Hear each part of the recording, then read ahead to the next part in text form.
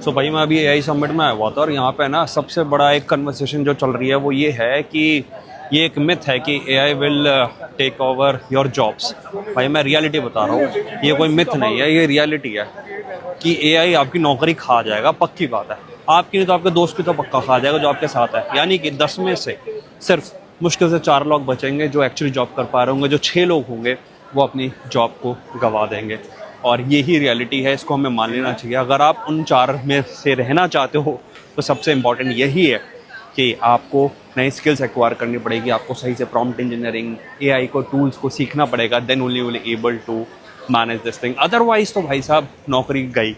और वो 4 लोग बोलेंगे कि भाई नहीं, एआई ने नौकरी नहीं की, और बाकी के जो 6 लोग बोलेंगे यही बोलेंगे कि एआई ने मेरी नौकरी खा लिया। लिंक्डइन पे जाइए, कहीं पे भी जाइए और आप ये बहुत सारी न्यूज़ और थॉट प्रोसेसेस ऑलरेडी देख रहे होंगे और यही रियलिटी है।